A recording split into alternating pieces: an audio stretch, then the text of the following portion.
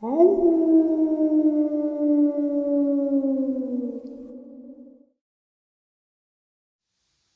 and salutations, everyone. I hope everyone is doing well today. Wow, it just feels like Saturday ended a couple of days ago, and we already are at another Saturday. And for those of you who are in the know, Saturday Nightmares live from New York, 12 a.m. Eastern Standard Time, my live stream. I hope to see you all there. That's not why we're here right now, though. We are here for some just terrifying video and encounters. Before we get into it, a couple links. As you know, I rely on Patreon, PayPal, channel membership, and the merch to help the channel to continue to grow and go. Links to Patreon, PayPal, and channel membership is in the description below. Merch is displayed directly under the video. Also, Dogman Frightening Encounters, Volume 1 through 3, the audiobook versions. They were written and researched by Tom Lyons, narrated and produced by me, Jeff Nadolny. Those audiobooks are available on Audible, Amazon, and iTunes, links to which are also in the description as well. And finally, last but definitely not least, if you'd really like to help support this channel to continue to grow and go, simply subscribe. It doesn't cost you a cent. Click that like button, takes half a second. If you don't want to miss out on any of the informative uploads I put out daily, click that bell icon, and folks, please leave a comment. Why? Well, because these things really do help this channel to continue to grow and go, and yes, folks, they do matter. Now, everyone, I've taken far too much of your time. Let's jump in to today's upload, shall we? Today's first video clip is a pair of brothers. They're camping with their family, and they decide to go hiking, leaving their mom and dad back at the cabin. They go hiking, and as they're cruising through the forest, they see at first what they think is a bear. And then they realize that this creature is about 7 foot tall and hunched over, so definitely taller than 7 feet. And the younger brother decides to grab the older brother and kind of make him back away. And this is the footage that came out of that experience. Check it out.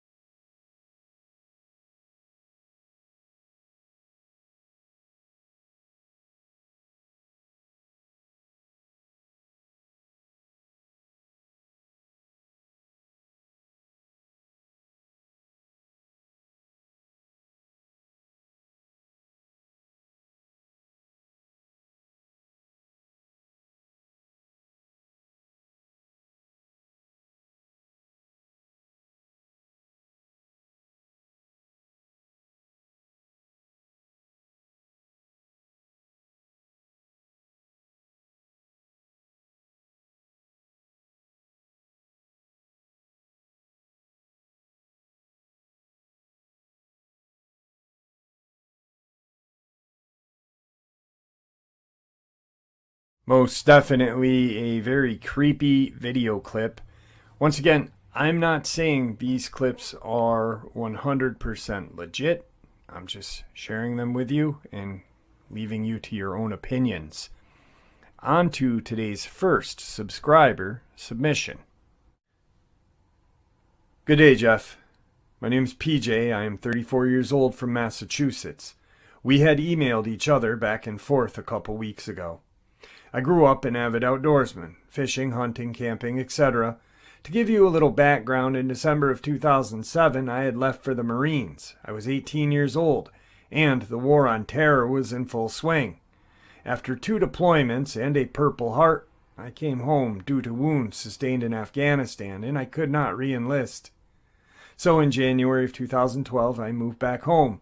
I instantly jumped back into the outdoors life, and I rekindled a relationship I had prior to leaving. I started hiking with my now wife of 13 years. Jeff, fighting insurgents, getting into firefights with other humans who are as cunning and witty as you, hunting each other is a thrill like no other. No, I'm not a psycho. When your country created an illusion and you are young, you believe you are there for a just cause. I feel that to cope with war, you have to do what you have to do. My way of coping was laughing and trying to remove the human aspect as much as possible. Sounds harsh, but my survival depended on quick reaction and no hesitation. So laughing as a JDAM fell from a jet blowing up an insurgent stronghold is just the way it was. So now that you know about me, my experience was in the late summer of 2013. I had taken my wife hiking to an old Civil War fort. It was some decent beginner trails marked with color markers on the trees. We started out late in the afternoon, so it got dark rather quickly. As darkness fell, we got lost, almost circling the same areas. This is where my experience is different than most. There was no crunching, no trees snapping, just silence. Jeff, I don't even know what made me look other than the sensor intuition, but I looked through the moonlit trees and I saw a silhouette of a giant figure running through the trees. I've been shot and I've been blown up while in an MRAP truck. I know what it's like to accept death and have a mindset that you're going to die. This trumped that tenfold. This figure couldn't have been more than 40 yards at first, which means I should have heard it. As a Marine, I am trained to shoot 500 yards iron sight.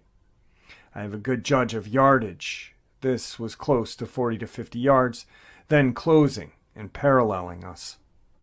I drew my sidearm and grabbed my wife on the back of her neck and pushed her through some pricker bushes. We made our own path until we saw the light of the house and came out into someone's backyard, firearms still drawn. I did not feel safe until I was on pavement of a street, well lit with streetlights. Thankfully, she had seen what I had seen, but I cannot explain it. 7 to 8 foot being running, clearing distance no man could clear in a short time. What was creepy was there was a silence over the woods, including that being running. That day scared the crap out of me. I would have redeployed to Afghanistan twice over rather than seen what I saw that day. The sheer terror of being outclassed and while being lost is a feeling I don't wish upon anyone.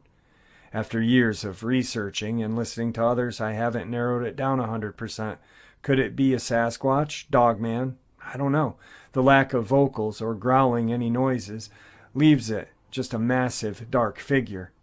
If I would have had a spare mag, I would have shot when it closed to 20 yards, but due to having a Glock 23 40 cal pistol with less than 15 rounds, I would have rather waited until I could empty it and guarantee my hits than waste a single shot. What I saw that day made me feel small. It took that tough guy Marine Corps badass I can handle anything ego and deflated it like a balloon. I've had a few other odd and one nerve-wracking short encounter after that. If you're interested, email back. I'll gladly share my New Hampshire experience I had in a cabin in New Conway area. Thanks, Jeff.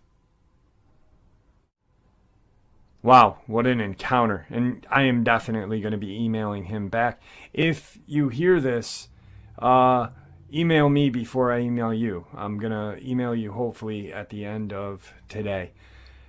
Today's second video clip is very creepy, and it's got a pretty decent backstory to it. So this family is target shooting, and there's a helicopter overhead. They notice this creature afterwards in the footage. They're firing, and they thought the helicopter was watching them. But after seeing this creature in the footage, they believe that helicopter was watching whatever that creature was. Here's that footage.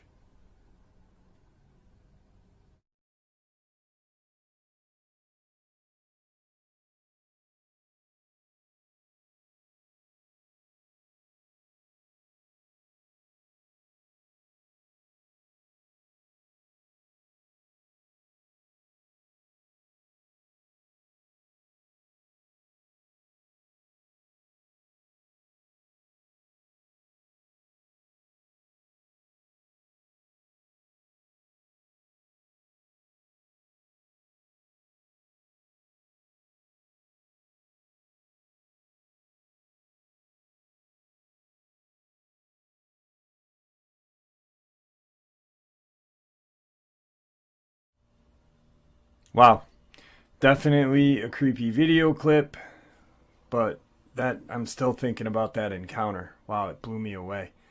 Just the way he wrote it really kind of emphasized on, this is a guy who had 2 deployments to Afghanistan, shed blood for our country, and just to be utterly terrified of an entity in our forest in America. Absolutely insane. The video clip is pretty crazy as well. I only wish they had caught the helicopter. Anyway, on to tonight's second subscriber submission. Hey Jeff, I'd been listening to others' experiences and I figured mine isn't as interesting, so I never wanted to share it. Actually, when it happened, I had never really heard much about Dogman, but I was aware of Anubis being more of a mythical-based creature. Well, I was in New Jersey, taking a shortcut back behind 78 instead of getting onto the highway. I was coming from a cookout in Belvedere, New Jersey, and going to Easton, Pennsylvania, which is only about 15 to 20 minutes. I was not really familiar with the back road, so I had my GPS guiding me. Also to add, I'm in a modified 2006 Mustang. It's loud lowered and tinted windows, 5-speed modified motor gears, etc. So I'm following my GPS and it takes me past this water treatment plant, or some kind of energy plant that I've always seen from Route 78, but I never knew how to get to it. Mind you, this area is fairly wooded, so as I pass this facility, I'm on the rural street and a cow pasture is coming up ahead of me. And to the right, on this 2-lane narrow street, there are about 3 small, scantily built houses, but there are cars, at least one house. They looked old and not abandoned. Anyway, back to the cow pasture that's literally 5 yards from this road. It's not huge, but visibly maybe about 35 yards by 50 yards. A bit narrower and longer by another 40 yards once I haul Bud up the street. So I see what appears to be only 2 cows, which seemed odd for such a big space, but whatever. Please note, this quiet country road, and before I get to the pasture, I was at a stop sign and cruising at another 25 miles an hour in second gear. As I see the cows, it's nothing special, as I've seen cows since I was a kid. But one made me do a double take. It was all copper-colored and seemed to have a coat that was similar to a very expensive pony hair coat, like a mix between a wolfhound and a pony. So I'm looking at it, only for maybe a good 30 seconds. As I cruise, it kind of turns its head toward the car. Now, here I'm like, wow, what kind of bull is that? Because it was maybe a few inches taller at the shoulders than any cow and all one color. But it had a tuft of hair covering its eyes. I couldn't see them. The moment I said to myself, WTF is that thing, took 2 steps, and at the same time I hit the pedal. I'm sure I heard a small bark, but my music in the car was moderately up, so I didn't get a real hear the depth of that bark. One thing that stuck with me was its front arms. This thing was super muscular, or that I could see, but it had to be pretty big if I were to be next to it, 'cause the arms resembled something like Andre the Giant's. Large, not chiseled like a bodybuilder. It also puts its 2 feet together like a dog would run when it's really trying to catch something. But it took a gallop and covered some distance. By then I had hit the gas on my rocket and took off. I zoomed down the street. I looked briefly in the left and right mirrors and didn't see anything. Now, by the time I got to the end of the road, I saw how long this pasture was, and there were about 30 cows packed in tight together.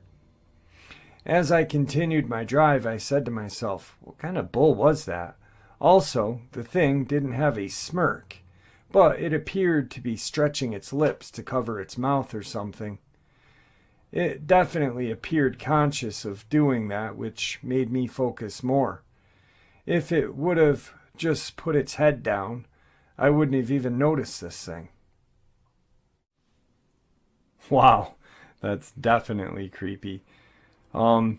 Today's third video clip is a video clip that was taken back in 2013 at an undisclosed location.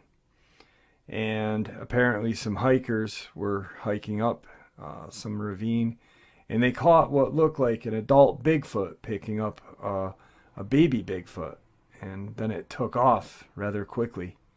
Check it out.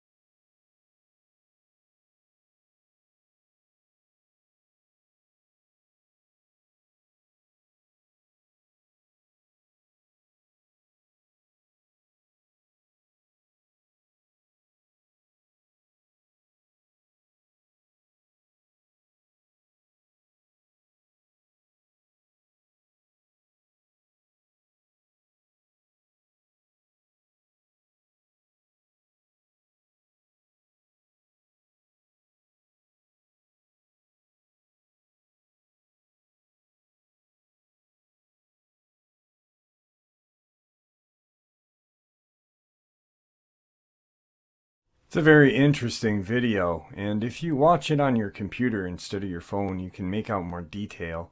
I know a lot of people watch videos on their phone. I do, and it's hard to make out details on your phone.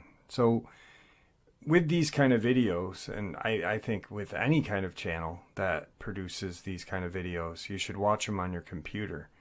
That way you can really see definition and stuff like that. But anyway, here is tonight's final subscriber submission. My nephew was out cutting up some logs. When he came in the house to grab his rifle, he was spooked because there was something up in the tree line above the pond where we live. Well, we needed the wood, so with flashlight in hand, we both went out to finish the job. So we were out there, and both of us feel it, but it's not like anything we've ever felt before. Well, as it hangs upon us, we decide that we must go into the higher field to see what we can see. Yeah, stupid, some would say that, but then again, if we never take that step, we never get anywhere. Out in the large field we go, the only light visible coming from the two flashlights we are carrying, and a little light from the stars. The moon, this night, would be full, but it hasn't risen yet, high in the sky. So it's hidden behind the mountain peaks across the valley. Now, we don't see anything but the sense to pull to go to the high field. I should explain that the grounds have a lower field just above the house, the middle field about 1,000 feet above the house, and the high field is located on a hillside above the pond and in the heavier woods. I sense the pull and start up the trail. My nephew just trails along. He claims he can't let his sick uncle get out of his sight as he fights his own fear of the rising moon and the night. So we went a little higher up the mountain till we are in the field that is above the pond. Now I can't see a thing with physical eyes yet. They simply will not penetrate the darkness of the evening. In my mind's eyes, however, I can sense 4 things that are here. One is clearly a child or a youngster. The other feels like an adult female or possibly a mother. The third is what I assume a male, as it stood off to the left of us, but further in front of what I thought as a youngster. As I stood there, I felt something else that was causing these creatures to move about. It was low to the ground, moving on all 4s, but had the features of some sort of cat, I initially thought, but the body that was really felt deformed. This thing I could feel coming down the mountain and towards us. The last one was different. The only thing I can relate to it is werewolf tales or some other unearthly creature. Yeah, I know imagination is what I initially thought as well. The 4th one makes me nervous and troubled. The sensation is strong. We both felt it. and it gets to us, but as we start to leave, an echo fills my head. Go, no. Very faint and weak, as if it's scared. Then again, go, no. I sense it's coming from some deep cedar trees that are off to my left. We even speak softly to another about the words that just filled our heads, and told us not to leave. At the same time, we both feel the sense that female is moving to our right, and she takes a point between the crawling creature and the path to the young one. She's silent, and the only sense from her is the atmosphere coming from there. One really must strain to hear any movement she makes, and even then, it's not guaranteed you will, or the fact that we did. The crawling thing stands on its hind legs in my mind's eyes, and I can see it sniff the air and look around. It's confused by our scent, being with the others. It looks around for a few moments and then falls back down to the ground. It reminds me of a dog walking. It moves back up the mountain and then stops every so often. But the female's persona changes directions as it goes. Finally, this thing goes over the ridgeline, and I follow it down into the ravine before I lose it among some boulders and rocks. Yet, this is all in my mental picture, not sure where the image comes from, but it's like I'm watching a movie in my mind. Yet there is a sense it is not in my mind, eyes that are viewing this thing. Yet I am connected to whatever is viewing it. It's not only in my mind, but a stagnant scent upon the night air that is not normal for this area. After the thing had left, the two adults then moved back into place where I initially felt them. I told my nephew it's time to leave, but I was a little worried about the thing that had gone over the hill, so we decided to leave his hat there as it carried a scent. We wished to leave to confuse the situation. He walked forward and placed it on a small cedar tree, and we started to walk backward. We could hear one climb up and down this tree, and it sounds of the other two moving towards it. It was at that time that I felt the ancient one that had been behind us in the trees. Yeah, that scared me, as I had not felt him there at all. It may seem strange, but I felt like he was a general and had used all the things available to him that night. He moved the young male to a flanking point and the female to a flanking point. He used our scent to hide the young one and positioned himself to move to the weakest spot. The female presence now seemed to fill in amusement and awe. It seemed to me that she couldn't believe we were not trying to shoot her or follow her. We're just there. This lasts for a few moments, and we hear a sound to our left of us that's unlike anything we've ever heard. It's a sort of roar or scream at the same time. What makes this one so bad is that there is an equally strange cry in the trees just ahead of us that startles us both. About that time, the young one screamed out in the tree and scared the crap out of my nephew. He wanted to take off running, and I held him back, and we just walked out. We stand there for a bit. Then the scream gets louder and closer. All at once in my mind I hear go. So we start down the hillside. As we left, I called aloud that we didn't intend to harm, and we were leaving at that point. Now we go about 500 to 1,000 feet back to the lower field. As we come into the field next to the pond, something splashes into the water. Flash the light towards the pond, and all you see is ripples of nothing else. Against the backdrop of the forest, nothing stands out, just the ripples moving across the surface of the pond, originating in the back corner where we had heard the splash. We turn our attention back toward the house, when again something splashes in the pond. So we get the picture. Out of the upper field, I had the gut sensation that another one had been down here, and the crash was it moving back up the hill as it jumped across the narrow neck where the spring fed the pond. The next day we found feathers from a few birds that were piled up on an old cement platform near the pond. Upon the hill there were rubs high up into the tree that would have held the young one in some shallow depressions where something had walked, but the grass left no clear impression.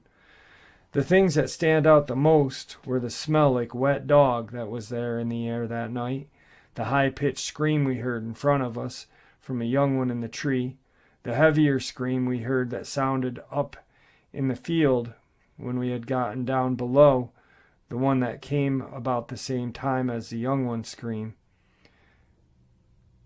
This is a later added fact, but when I initially wrote this out, I omitted the fifth creature on the mountain that night and later added it. We had passed it by as we walked into the uppermost field and had the tree line to our rear. The whole time we were standing there, I never felt it at all. Not sensed it nor smelled it, yet we had to pass within no less than 10 feet of where it stood in that brush or tree line. All I can think of with it is that he is an elder and a teacher, and that the whole scenario had been a lesson and we stumbled into and became part of. The next day my nephew takes my dog up the mountainside. I wanted to go, but my back had been hurting like unreal for the last couple of days after the event. Anyway, he goes up with the dog and finds a point in the area where the scream came from, which is a path through the brush about the size of both of us side by side. I would come up later in the day to see it myself and see if it matches any of the game trails that have been up there in the past. He follows it for a bit, then calls back to me, walkie-talkie. "Ah, have you ever seen Fred's hair stand straight up on the back of his neck?" Not in that area, but that day it was.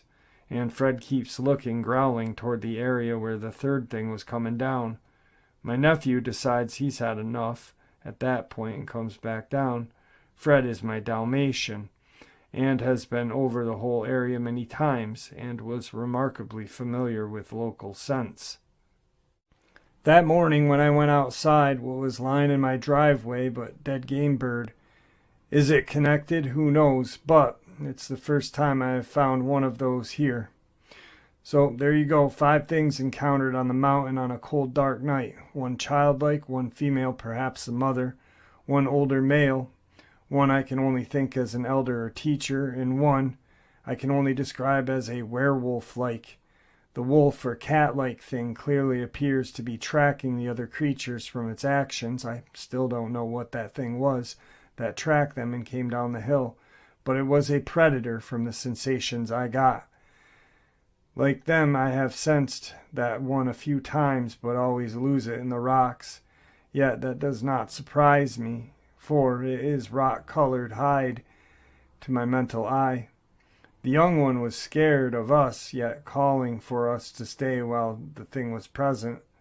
The female flanked us in the wolf-like creature as it came towards them, the older male standing in the tree line up front and to the left of where we stood in that position to meet the wolf creature if it needed be. The older teacher acted like some sort of general, moving the paws on the board and using us even though it was positioned to take us out if needed. Was the final scream a warning or a thank you? It came from where the young one had been hiding. Who is to say, in the light of the day, yet in the cold of night, and thank you can be a terror-filled inspired. Over the years since that night, we have become more aware of movements of a group of creatures that follow the mountain ridge. They move south as winter sets in, but before the snow arrives in November, then we hear them move back in north around March time. Sometimes it's just a faint scent of the wind or a strange grumble growl that echoes in the valley. Most times nothing physical that you can point out to say, look, but you feel it. Know that they look in and down to where we live, and at times it seems keeps getting other things away. It keeps the other things away. We have since moved from that location and now live a good 50 miles north of there, yet on the same mountain chain. Though we have only lived here for a couple months now, I wonder I wonder at times if those creatures still travel through these mountains, and if I should once again encounter them on some night when the air is cold and the moon is trying to light the night sky, yet shadows still holding sway in a deeper woods. Prior to that night, my nephew would talk, and he would tell me that he didn't believe most things I spoke about, but since that night he has changed. Even today we sit and talk about what happened that night and things that occurred over the years while we lived there. I leave it to you guys to decide what we encountered in that high-grown overfield. Just to give you an idea of who I am, I'm a retired Chief Petty Officer from the United States Navy. I served nearly 23 years before I retired. I lived for 13 years at this place where this encounter took place. I've experienced other things there, such as place being haunted or ghostly visitations. Fairly frequent heard knocks. Branches were being broken on the hillside when we were out in the evenings. That's not a fictional tale. That is what that guy experienced that night. And in his mind, that was his mind eyes telling him what was stalking them in those woods that night, which I found rather interesting. And yet he is a very reputable person, retired Navy. He's not just some kind of meth head cuckoo bird, you know. On to tonight's final video, which is two guys hiking in Alaska, and they find this creature in the woods that starts paralleling them. Thankfully, they were able to get away from it, but here's that video clip.